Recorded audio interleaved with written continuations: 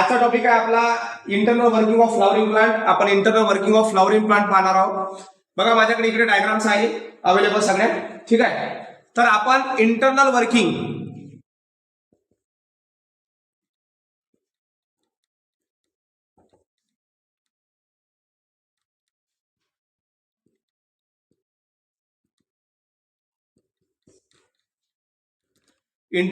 Of flowering plant जरी घेतलेला आहे आपण, पण आधी आपण याचे पार्ट जाणून घेऊया की पार्ट्स फ्लॉवरवर मध्ये कशा प्रकारचे पार्ट्स असतात.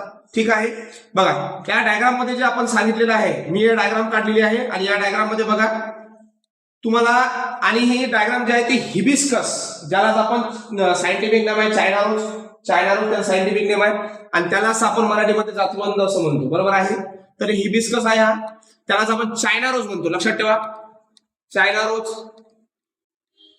सगळ्यात पहिले हे जे पाकड्या आहेत, ठीक आहे, तर कलरफुल पार्ट जो आहे प्लांटचा, सगळ्यात कलरफुल प्लांट असतो, तुम्हाला माहित असेल.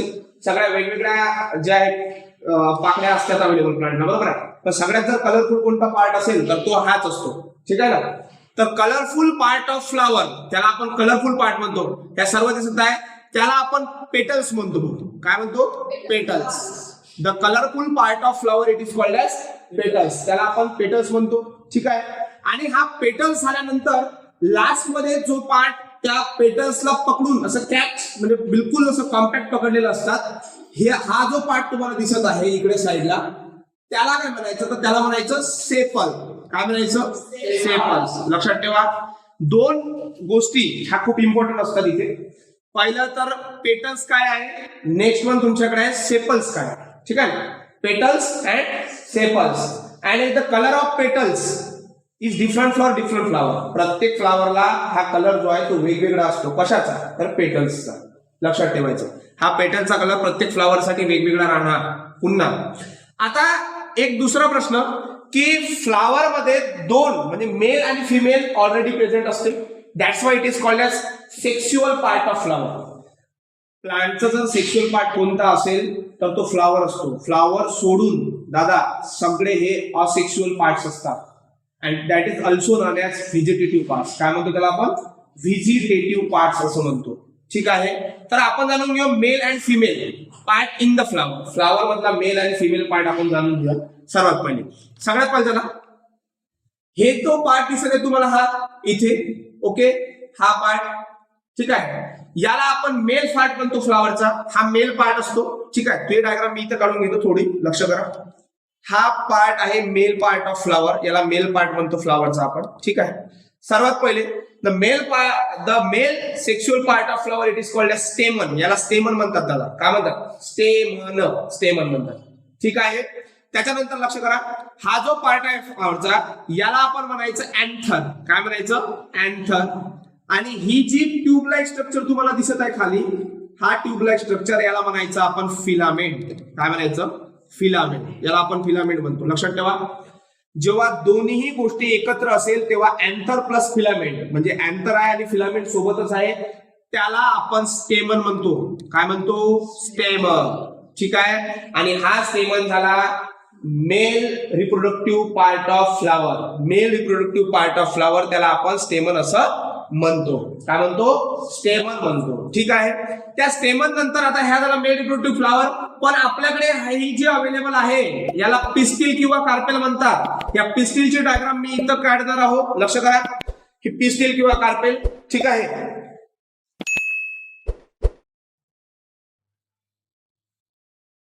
ठीक आहे, पिस्टिल. त्या पिस्टिलवर जे मी थोडक्यात घेण्याचा प्रयत्न करतो, शक्यतो पहा की पिस्टिल, हा जो वरचा पिस्टिल आहे या पार्टला आपण स्टिग्मा असे म्हणतो. काय? स्टिग्मा. आणि ही पूर्ण जी डायग्राम आहे ती पिस्टिलची आहे. काय? पिस्टिल. या पिस्टिललाच आपण पिस्टिल और कार्पेल असं म्हणतो. लक्षात ठेवा, पिस्टिल और कार्पेल. आणि हे पिस्टिल और कार्पेल काय आहे, तर ही female reproductive part of flower असते. मी तुम्हाला सांगितलं male reproductive part of flower. Male reproductive part of flower काय असतो? स्टेमन. आणि फिमेल रिप्रोडक्टिव्ह पार्ट पिस्टिल और कार्पेल. काय असतो? पिस्टिल और कार्पेल. हे दोन्ही पार्ट खूप इम्पॉर्टंट असतात. ठीक आहे. बाकीच्या ज्या गोष्टी आहेत त्याला पॉलिनेशन येतात, मग क्रॉस पॉलिनेशन, मग सेल्फ पॉलिनेशन आपण नंतरच्या भागात पाहू, पण पहिले आपल्याला हे घ्यायचं आहे. ठीक आहे. त्याच्यानंतर हा ट्यूब लाईक स्ट्रक्चर तुम्हाला खाली दिसेल. या ट्यूब लाईक स्ट्रक्चरला आपण म्हणतो पोलन ट्यूब. काय म्हणायचं? Pollen tube. पोलन ट्यूब याला म्हणायचं. या पोलन ट्यूबच्या लगेच खाली जर कोणता पार्ट येत असेल त्याला आपण स्टाईल म्हणतो दादा. काय म्हणतो? स्टाईल. ओके. स्टाईलच्या खाली जो रेग्युलर पार्ट दिसत असेल तुम्हाला, या शेपमध्ये जो पार्ट दिसतो स्टाईलच्या खाली, त्याला आपण ओव्हरी असे म्हणतो. काय म्हणतो? ओव्हरी. आणि in the ovary there is a presence of ovules. या ओव्हरीच्या आतमध्ये ओव्ह्युल्स प्रेझेंट असते. ठीक आहे. आता पुढच्या भागामध्ये किंवा पुढच्या पार्टमध्ये आपण सांगणार आहोत किंवा पुढच्या लेक्चरमध्ये की ओव्हरी हाऊ फ्लावर वर्क कसं करते आणि what type of coordination done by flower मध्ये कोणत्या प्रकारचं कोऑर्डिनेशन होते ते आपण पुढच्या नेक्स्ट पार्टमध्ये पाहू. पण तुम्हाला जर कळलं असेल या पार्टमध्ये कलरफुल पार्ट ऑफ फ्लावर त्याला म्हणतो आपण petals.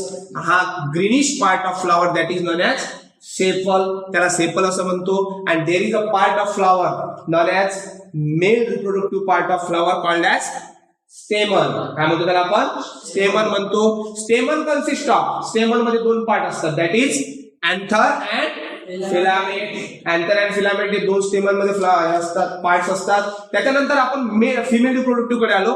The female reproductive part of flower called as pistil और कार्पेल. हे पिस्टिल आणि कार्पेल हे फिमेल रिप्रोडक्टिव्ह पार्ट असतात. मग त्यांचे पार्ट घेतलेले आपण the uppermost part that is the stigma. Okay.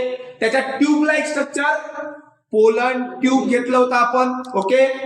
Pollen ट्यूबच्या खाली जर असेल ती असते स्टाईल. काय असते? स्टाईल. आणि स्टाईल नंतर या शेपमध्ये जो आपण कॉम्पॅक्ट शेप मध्ये पाहिला होतो त्याला म्हणतो आपण ओव्हरी.